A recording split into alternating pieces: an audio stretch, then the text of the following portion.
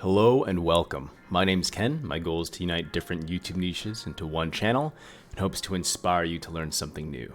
Today, we're going to be talking about maximizing growth, muscular growth.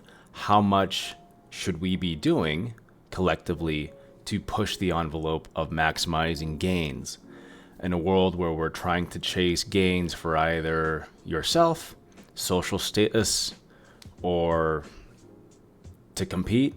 This is the video for you. This is an article by Kristovic et al. This was published in 2019 in the Environmental Research Public Health. This is an article that you can also look up. And again, I invite you to do your own research. I cannot emphasize that enough, even though I want to provide and be the liaison to research-based information. I invite you to be inquisitive yourself and check this information under your own accord. So let's get into the video. Okay, so this is a systematic review, meaning the nerds did all the work for us. They looked at a bunch of different articles and they compiled a conclusion based off of literally thousands of articles. So they looked at almost 5,000 articles here, and they came to a conclusion that only 30 of them fit the criteria they were specifically looking for. So this is a summation of 30 articles, literally hand sifted to bring us the best information possible.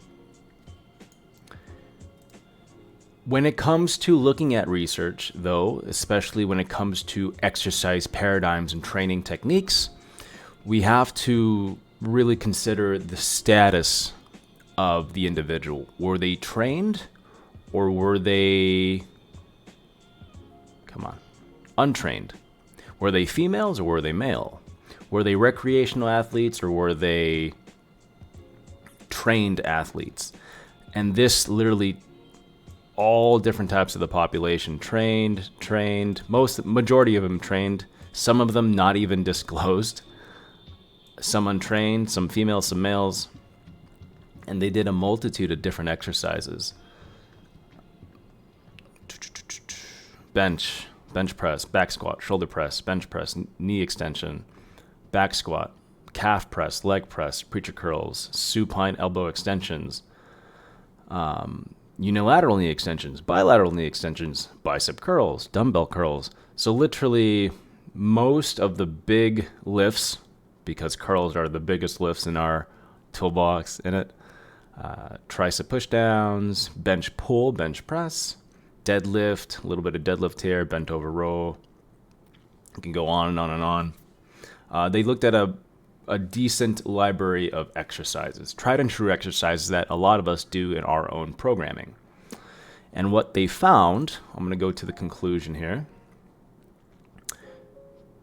Again, this is a very good article. I invite you to look this up your own. The title is up here if you want to do your own research. And this is a free article. By the way, I only give you free articles that you could look up because there's no point to limit the amount of bathroom reading you can do. And this is probably the best time to do your research is on the restroom, which is what I love to do. So the conclusion, it's cut off. Let me move my face. Boom. Conclusions: considering the aforementioned studies, the effective hypertrophy-oriented training should comprise a combination of mechanical tension and metabolic stress. That's a fancy way of saying exercise. In summary, foundations for individuals seeking to maximize muscle growth should be hypertrophy-oriented resistance training, that's RT, consisting of multiple sets. Here we go, listen up. This is really important. If there's one tidbit, 1 minute of the whole video, this would be it. Should be hypertrophy-oriented resistance training consisting of multiple sets, 3 to 6 sets of 6 to 12 repetitions with short rest intervals, 60 seconds, and a moderate intensity of effort, 60 to 80% 1 rep max, with subsequent increases in training volume. 12 to 28 sets per muscle per week. 12 to 28 sets per muscle per week. I'm going to save another video explaining, is it beneficial to knock out a theoretical 15 sets of bench press in one day, or split those 15 sets, 3 sets for a consecutive 5 days. This is a really cool article that I hope you stay tuned for. But that is your blueprint. 3 to 6 sets, 6 to 12 reps, a rest of approximately 60 seconds, at an effort of 60 to 80% of your 1 repetition maximum, meaning the most amount of weight you could push, drop that 60 to 80% with a training volume of 12 to 28 sets per muscle per week.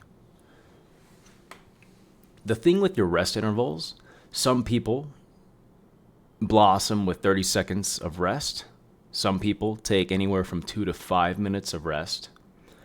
The rest is interesting because everybody's bodies respond differently to different rest intervals, though this is cumulatively, especially for time, if time is of the essence for you, then 60 seconds is that sweet spot. That's why a lot of training programs, they prescribe that 60-second rest interval, but that's assuming that all other parameters are, are justified. So if you're getting lightheaded, probably you should rest a little bit longer and not abide by 60 seconds. If you feel like you're juiced to the gills with legal stuff like creatine or even caffeine or your favorite pre-workout that's legal, then yeah, maybe you want to knock it out in 45 seconds. Go for it. This is just a very simple blueprint for you to follow that I invite you to take creed of. It's wide enough that you can immensely grow. But please let me know down in the comments, do you have a specific amount of exercises that you do? Do you do your, let's say, your 12 sets per muscle per week with different exercises, or you literally just focus and go ham on one? Again, let me know down below. As always, for more fitness-related content posted every Monday, here's an invitation to subscribe, and I'll see you again very soon.